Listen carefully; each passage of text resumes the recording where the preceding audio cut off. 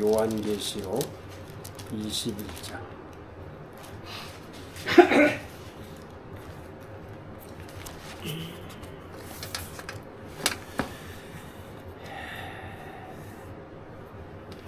(21장) 1절부터 4절까지 교독으로 읽어보겠습니다. 또 내가 새 하늘과 새 땅을 보니 처음 하늘과 처음 땅이 없어졌고 바다도 다시 있지 않더라. 또 내가 보매 거룩한 성 새 예루살렘이 하나님께로부터 하늘에서 내려오니 그 준비한 것이 신부가 남편을 위하여 단장한 것 같더라. 내가 들으니 보좌에서 큰 음성이 나서 이르되 보라, 하나님의 장막이 사람들과 함께 있음에 하나님이 그들과 함께 계시리니 그들은 하나님의 백성이 되고 하나님은 친히 그들과 함께 계셔서 모든 눈물을 그 눈에서 닦아주시니 다시는 사망이 없고 애통하는 것이나 곡하는 것이나 아픈 것이 다시 있지 아니하리니 처음 것들이 다 지나갔음이로라. 네.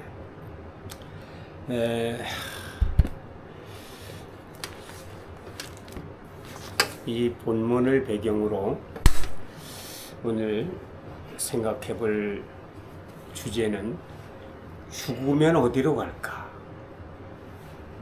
죽음 이후의 세계. 죽음 이후의 세계에 대해서 우리가 한번 생각해 보겠습니다.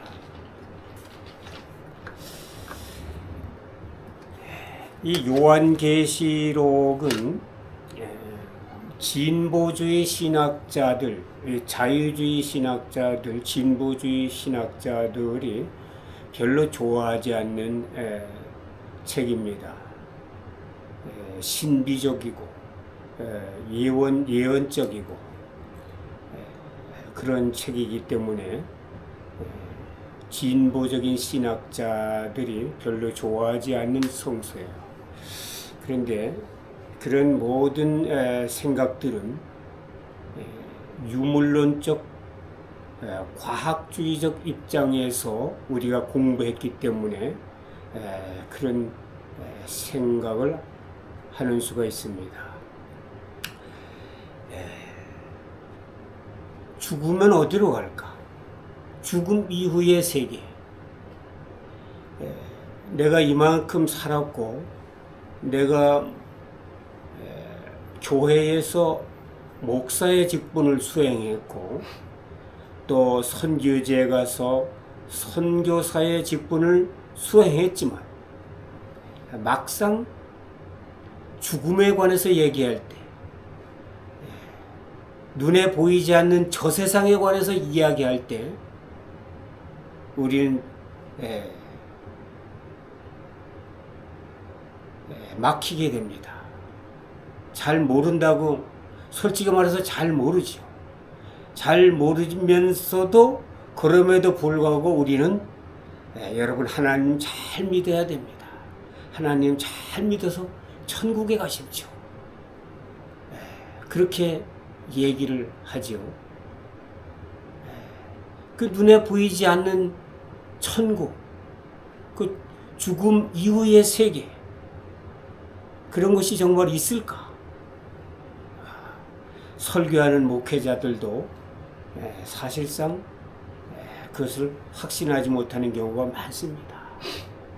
왜? 우리가 보지 못했기 때문에. 오늘 이 주제를 가지고 근사 체험에 관해서 한번 생각해 보겠습니다. Near Death Experience. 죽음에 가까운 체험이다. 근사 체험. Near Death Experience. 이 말을 처음 사용한 사람은 미국의 정신과 의사 레이먼드 무디 주니어가 처음 사용한 말이라 합니다. 근사 체험. 죽음에 가까운 체험.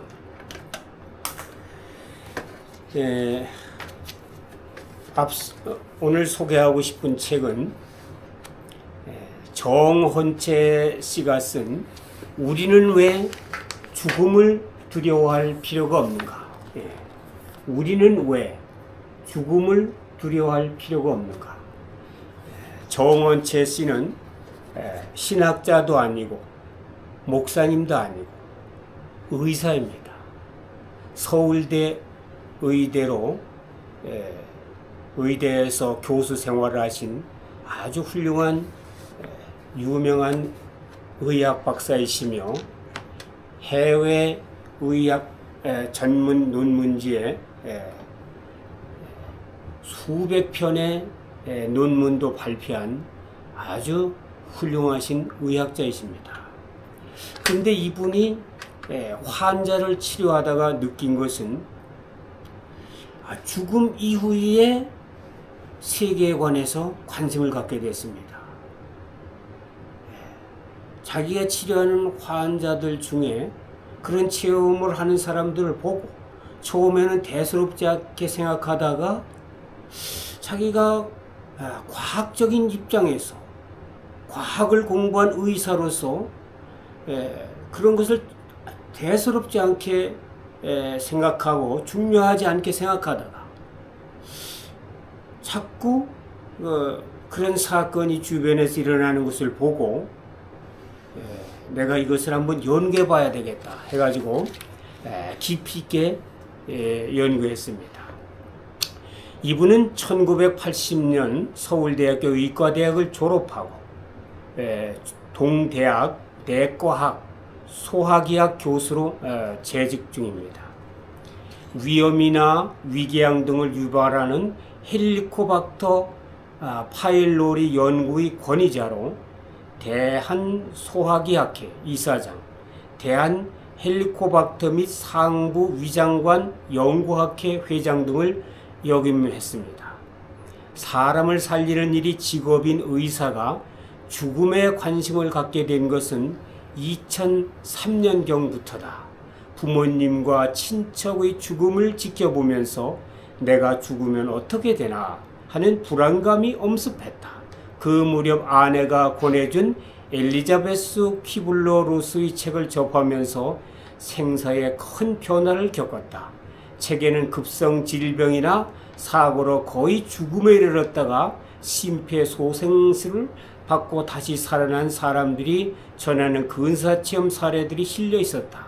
그들은 심장에 멎은 뒤 환한 빛을 받고 세상을 떠난 가족, 친지를 만났다고 얘기했다. 종교인이나 철학자의 관점이 아니라 과학자의 시각으로 죽음을 알고 싶었다. 저명한 의학 저널 랜싯이나 의과학 전문 학술지에 게재된 근사체험에 관한 논문 등을 찾아 본격적으로 죽음을 공부했다. 수많은 과학적 연구 성과를 접하며 죽음은 사방이 꽉 막혀있는 벽이 아니라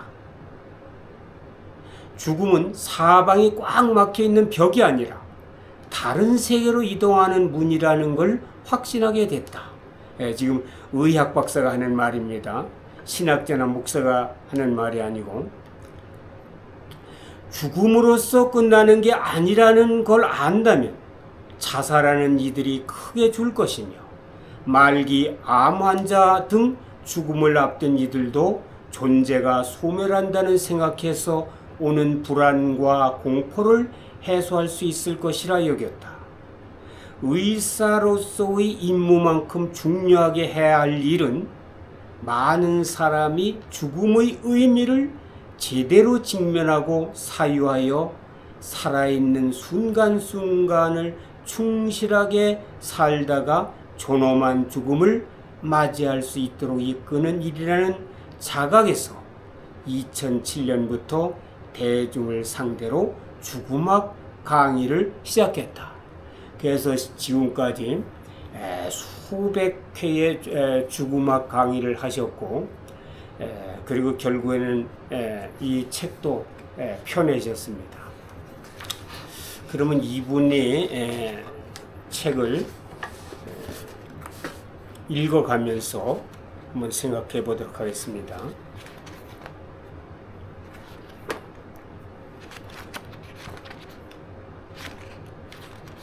책의 제목은 우리는 왜 죽음을 두려워할 필요가 없는가? 정헌채 지음, 리더스 원 출판사에서 나온 책입니다. 93페이지 읽어보겠습니다. 근사체험의 여러 특성. Near Death Experience, 근사체험의 여러 특징. 우리가 감각이나 의식으로 파악할 수 있는 세계는 사실 우주의 극히 작은 일부분일 뿐이다. 잠깐.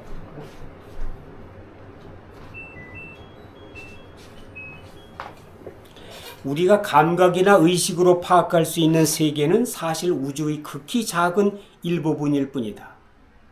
더러는 초의식 또는 초감각을 통해 우주의 본질에 접촉하게 되는데 이런 것을 흔히 신비체험이라고 부른다.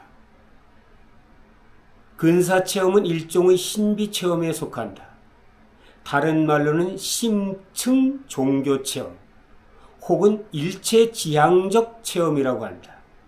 이에 대해서는 미국의 윌리엄 제임스가 자신의 책 종교적 경험의 다양성에서 그 특징을 잘 설명하고 있다. 근대 심리학의 아버지로 불리는 윌리엄 제임스는 하버드 의대 출신 의사로서 처음에는 생리학을 가르치다가 나중에는 심리학과 철학으로까지 영역을 넓힌 인물이다. 그는 심층 종교 체험의 특징으로 다음 4가지를 제시했다.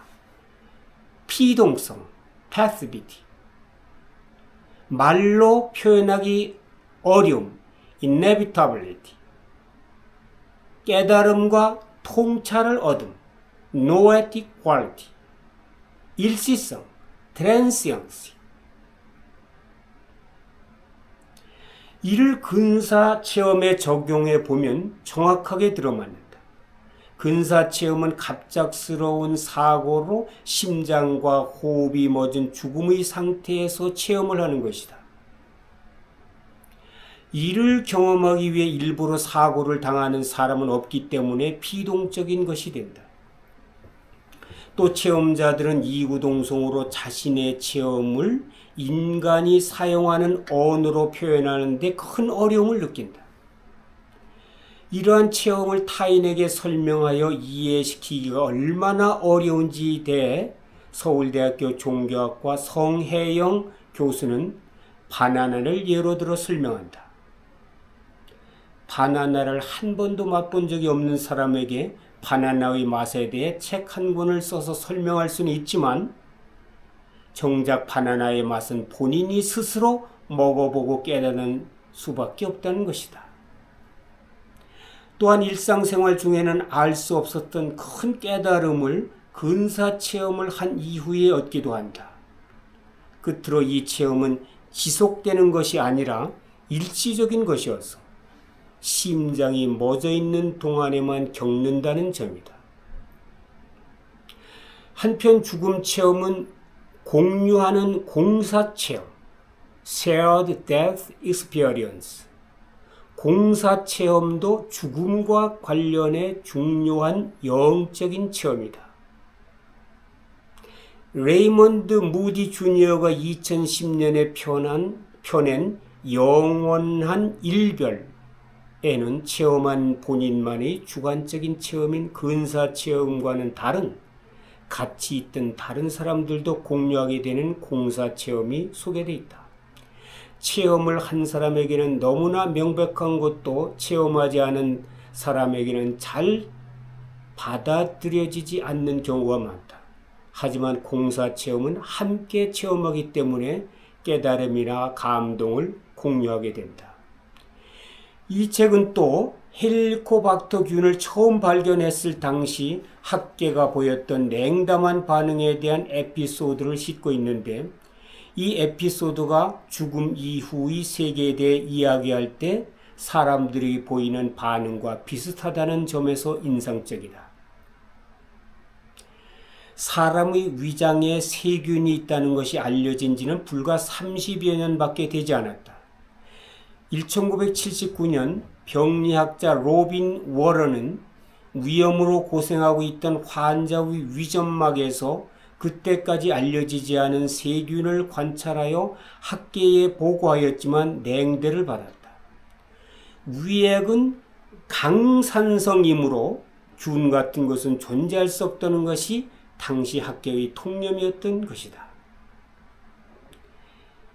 게리 마셜은 전문의가 되기 위해 논문 주제를 찾다가 워런의 연구실 책상 한쪽에 놓여있던 세균 연구 결과를 보게 되었다. 이후 두 사람은 이 세균을 사람의 위장으로부터 분리하여 배양하기 위해 연구를 진행한다. 결국 세균을 분리하는 데 성공한 두 사람은 자신들의 성과를 학회에서 발표하려고 초록을 제출했다. 그런데 학회로부터 황당한 연구 결과는 받아줄 수 없다며 불합격 통치를 받게 되었다. 그 바람에 두 사람은 획기적인 연구 결과를 발표할 기회조차 얻지 못하다가 나중에야 공로로 인정받아 2005년 노벨 의학상을 받게 된다. 이처럼 처음에는 비난을 받고 철저하게 외면당하지만 훗날 연구 성과를 인정받게 되는 역사적 사건이 종종 있다. 현재 근사체험 연구 역시 관련 학계로부터 냉대 내지는 폄하를 받고 있는 실정이다. 그러나 세월이 지나 연구 성과가 축적되면 의학 연구의 한 분야로 세상의 인정을 받게 되리라 확신한다. 96페이지 중간 부분, 한국인의 체외 이탈 근사체험. 국내에서는 아직 외국처럼 체계적인 연구는 없고 가끔씩 체외 이탈 사례가 보고되는 정도다. 그중 하나 2008년 5월 가톨릭 의대 학술지 최신의학의 전신마취하 수술 중 심폐소생술 생존자가 경험한 임사체험 일례를 다음과 같이 보고하였다. 읽어보겠습니다. 차를 타고 어두운 터널을 지나가고 있었어요. 멀리서 불빛 같은 것을 봤어요. 터널을 지나니 파란 하늘이 밝게 보였어요. 갑자기 아주 시끄러운 소리가 들렸고 뭔가를 가슴에 대는 걸 느꼈어요. 임사체험 사례입니다. 2011년 5월 19일 춘천 MBC는 다큐멘터리 자살, 한국 사회를 말하다를 방영했다. 여기서 한 중년 부인이 교통사고로 중상을 입고 수술을 받던 도중 체외 이탈을 경험한 사례를 소개했다. 이 부인은 자신이 수술실 위에 붕 떠서 아래를 내려다보니 흰옷을 입은 사람들이 빨래를 하고 있더라고 표현했다. 수술 장면을 본 적이 없어서 자신이 아는 방식으로 설명을 한 것이다. 부인이 회복한 후에 수술을 집도한 의사에게 수술할 때 자기가 본 걸 이야기하니까 의사가 정말 이상한 사람도 다 있다면서 깜짝 놀라더라고 했다. 이 다큐멘터리는 마음건강연구소 변성식 대표의 사례도 소개하고 있다. 변 대표는 40여 년 전 청년 시절 작업 도중 추락사고를 당했는데 그때 근사체험을 했다고 한다. 사고를 당한 후 의식을 잃고 쓰러져 있는 자신의 모습, 병실 침대에 누워있는 자신 옆에서 비통해하는 가족의 모습을 높은 곳에서 내려다보았다고 한다. 그리고 육신을 벗어난 자신이 현실 세계의 여러 사람들 사이를 돌아다니는 경험을 했다고 한다. 2014년 10월 서울 코엑스에서 세계 내과학회가 개최되었는데 전 세계 수천 명의 내과 의사가 참석하였다. 그때 2012년 칠레에서 열린 학회에 참가했던 대한내과학회의 한 임원으로부터 전해들은 사례를 소개한다. 당시 한국 의사들을 안내했던 칠레의 현지 가이드는 어릴 때 칠레로 이민을 간 한국인이었다. 그는 28살 때 오토바이 사고로 심각한 부상을 당해 의식불명으로 오랫동안 병실 침상에 누워 있었다고 한다.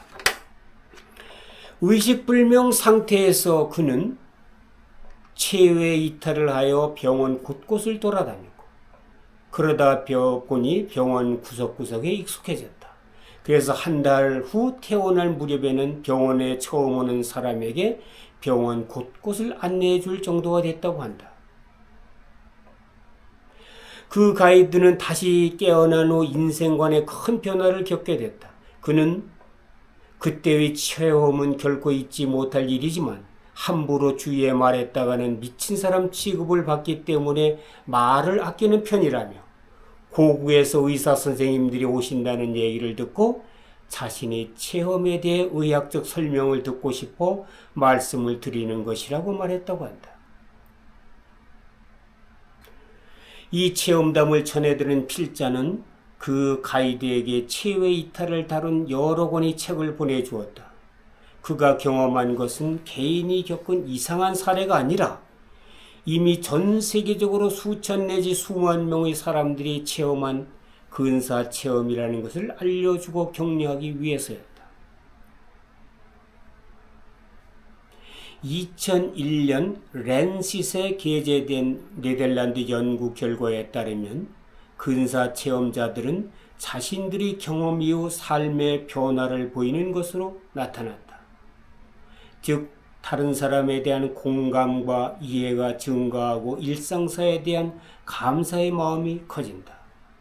칠레의 이 교포 역시 근사 체험 후 바로 그러한 삶의 변화를 겪은 것으로 보인다. 근사 체험 후 토론은 예지력이나 다른 사람의 마음을 읽을 수 있는 초능력이 생겨나기도 하는데, 이 사람도 이런 능력을 습득한 것으로 보인다. 랜싯의 연구에서는 이러한 삶의 변화가 8년까지도 관찰됐다고 했다. 이 사람에게 일어난 삶의 변화도 오랜 시간 유지되리라 추측한다. 이번엔 필자가 들은 사례이다. 2016년 9월 경기도 광주 초월읍에서 죽음학 강의를 한 적이 있다. 이날 강의에 참석한 청중 가운데 한 분이 자신의 어머니가 20여 년 전에 경험한 근사체험 사례를 들려주었다. 그분이 어머니가 40대 후반에 고혈압으로 쓰러져 병원에 모시고 갔는데 얼마 후 사망 판정을 받았다고 한다. 그런데 어머니가 20여 분 후 극적으로 회생한 후 그 사이에 경험한 것을 얘기하셨다. 체외 이탈을 하여 위에서 자신의 육체를 내려다보니 딸들이 엉엉 울고 있어서 이대로 가면 안 되겠다고 생각하고 자신의 육신으로 돌아가려고 했는데, 보이지 않지만 누군가 양쪽 팔을 잡고 있어서 처음에는 뜻대로 되지 않았다고 한다. 그러나 여러 번 몸부림치면서 시도한 끝에 마침내 자신의 육체가 돌아왔고 눈을 뜨게 됐다고 한다. 다시 살아난 어머니는 딸들에게 너희는 믿지 못하겠지만 하면서 자신의 근사 체험을 들려주었다고 한다. 2013년 8월 9일 KBS 가족의 품격 풀하우스에서는 배우 김보성 씨가 20살 때 경험했던 근사 체험을 털어놓은 적이 있다. 그는 위기에 빠진 친구를 구하기 위해 13대 1로 격투를 벌였는데 한쪽 눈이 실명되도록 심한 폭행을 당하고는 기절하였다. 그는 기절해 있는 2시간 동안 소용돌이와 하얀 빛을 보고 천국을 다니는 체험을 했다고 한다.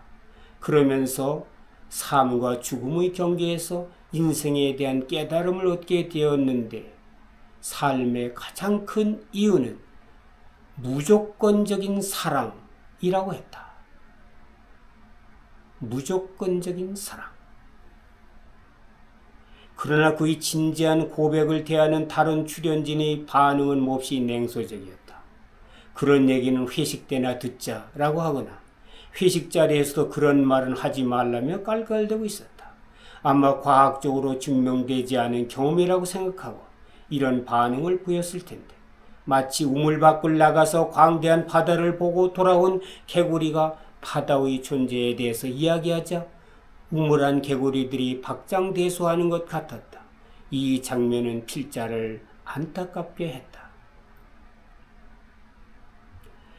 그 후 알고 지내는 영화감독을 통해 김보송 씨에게 근사체험 관련 책자와 함께 편지 한 통을 써서 보냈다. 그때 경험한 근사체험은 뇌가 헷갈린 것이 아니라 실제로 일어난 사건이며 선진국에서는 수십 년 전부터 이에 대한 학술 연구가 진행되고 있다. 그러니 자신의 체험을 다른 사람에게 말할 때 위축되지 말고 용기를 가지라고 격려해 주었다. 주변에서 접할 수 있는 몇몇 사례를 보면 국내에서도 서구의 여러 나라처럼 근사체험 사례가 적지 않을 것으로 추측한다.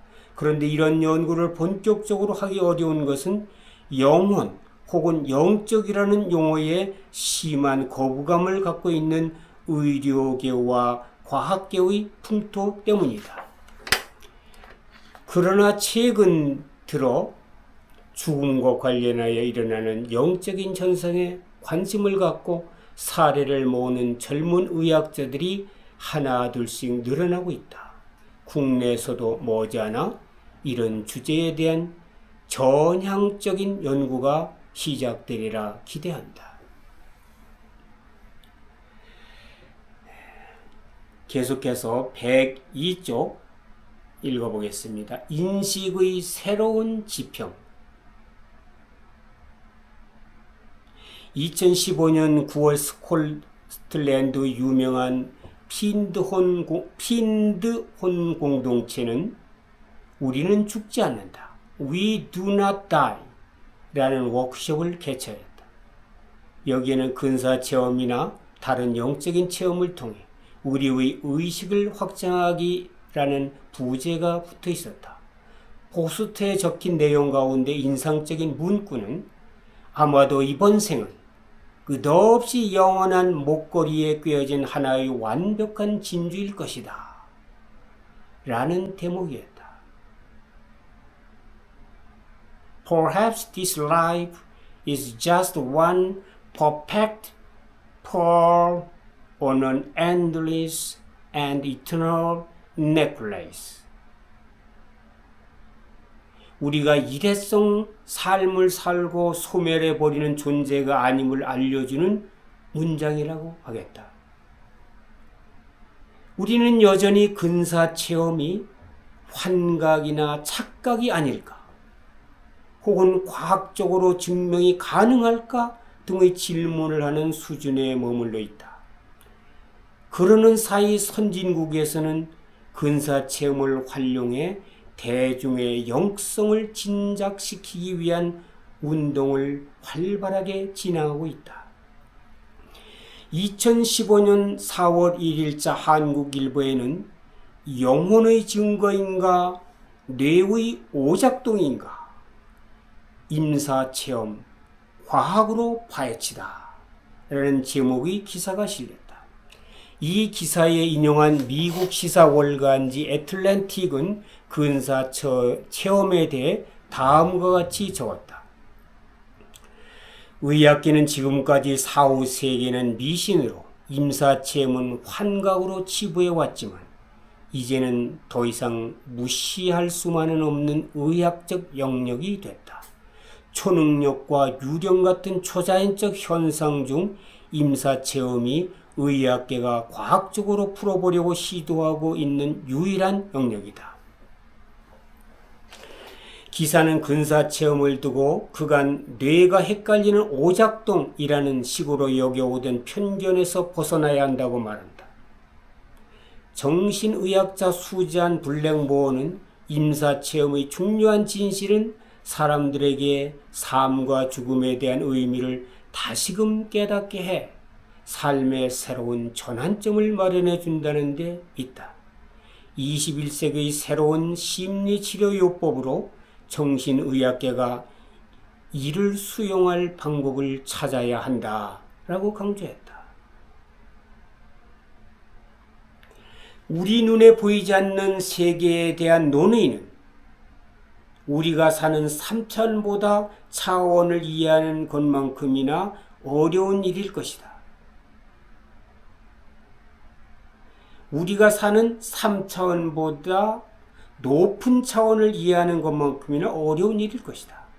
유튜브에 올라와 있는 한 동영상을 보면 전후와 좌우만이 존재하는 2차원에 사는 존재들은 구, 사면체, 육면체 같은 3차원 존재를 이해하지 못한다.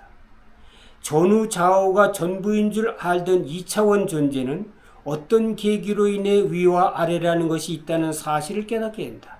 이는 우물안이 세상의 전부라고 알았던 개구리가 우물 밖의 장엄한 바다를 알게 되는 대사건에 비유할 수 있다. 그 동영상에 나오는 다음의 한 대목은 우리 인식의 지평을 넓혀준다. 대체로 사람들은 모르는 것, 알려지지 않은 것을 두려워하는데 만일 우리가 알고 있는 것만을 볼 수 있다면 새로운 것들과 알려지지 않은 것들을 어떻게 알 수 있는가?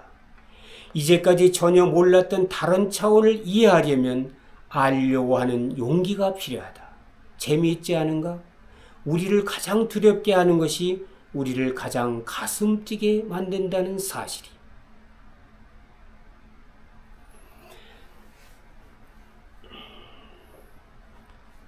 이렇듯 다양한 측면에서 진행된 연구 결과들은 우리에게 말한다. 죽음은 꽉 막힌 벽이 아니라 열린 문이며 다른 차원으로의 이동을 뜻하는 것이라고.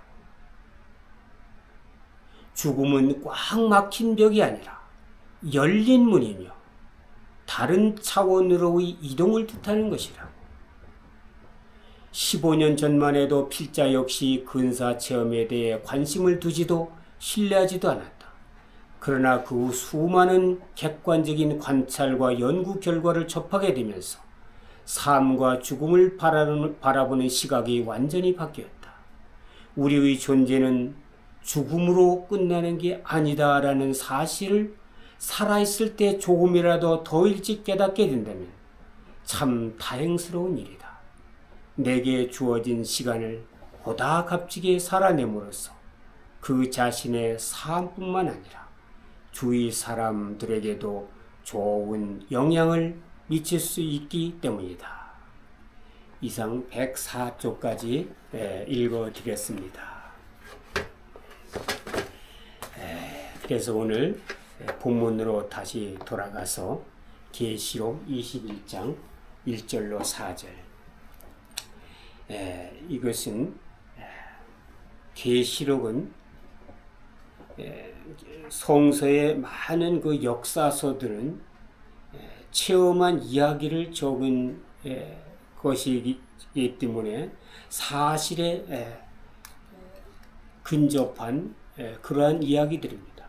그러나 요한 계시록은 환상 중에 꿈에 바라본 것을 적은 책이기 때문에 사실상 신학적으로 큰 의미를 발견하지 못했습니다. 그런데 큰 의미를 발견하지 못한 것은 그러한 신학 공부를 한 사람들조차도 유물론적 과학주의 사상에 익숙한 신학자들이기 때문에 그렇게 생각한 것입니다. 그러나 현대에 이르러서 많은 정신의학자들은 이런 환상적인 이야기, 계시록과 같은 것을 대수롭게 넘어가지 않습니다. 이러한 하늘나라, 계시록에 나오는 것과 같은 눈에 보이지 않는 이런 하늘나라는 반드시 있을 것이다. 죽음 이후의 세계는 반드시 있을 것이다. 그렇게 말하고 있습니다. 그래서 그 부분에 관해서 자세하게 오늘 이 정헌채 교수가 수백 권의 논문을 읽고 또 심리학책뿐만 아니라 철학책도 읽고 그러면서 과학자의 정신으로 이 책을 이렇게 펴냈습니다. 나이 드신 분들도 읽기 쉬우라고 아주 큰 글씨로 이렇게 잘 펴냈습니다. 우리가 이 책을 읽으면서 새로운 영성을 깨닫게 될 것입니다.